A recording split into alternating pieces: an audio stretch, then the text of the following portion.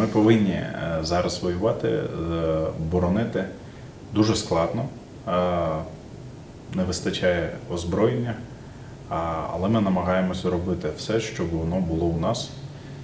Працюємо з партнерами, працюємо з громадянським сектором, з приватними компаніями, щоб ми відстоювали свої території, відстоювали своїх громадян, відстоювали свої цінності. Ми повинні мати цю зброю.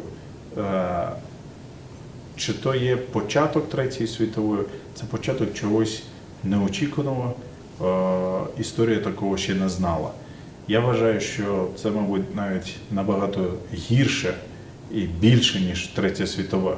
Те, що зараз коїться у нас, на наших теренах, це той прецедент, який ніхто не очікував, той прецедент, який ніхто не бажав. І якщо світ не приєднається і не допоможе Україні, то це буде катастрофа, яку світ ще не бачив. Це наша спільна війна, тому ми повинні, як громадяни, приймати в неї участь. Наших хлопців багато, але ми тільки робимо це в рамках Збройних сил, тероборони, спеціалізованих органах, правоохоронних органах. Тому от окремого такого кримсько-татарського суду немає. Є декілька наших хлопців, які входять в підрозділи Збройних сил, або як сил спеціалізованих, або правоохоронних органів. Координуємо багато питань разом з нашими колегами, які зараз знаходяться в полях, в Києві, в Житомирі, в Дніпрі, в Запоріжжі, в Донецькій області, в Миколаєві, в Одесі.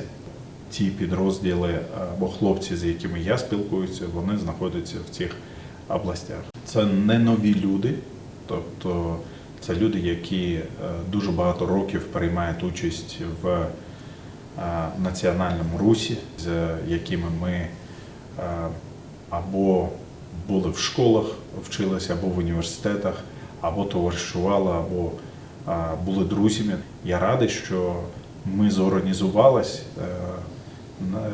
Більшість цього робиться колегами у Львові, і вони, я знаю, що відкрили координаційний офіс в Ленурбій, в Снавербії, інші наші друзі, колеги. Тобто в цьому плані я вдячний всім, хто приймає участь, допомагає в гуманітарній сфері, координує роботу з міжнародними організаціями, возить це в регіони, робить логістику.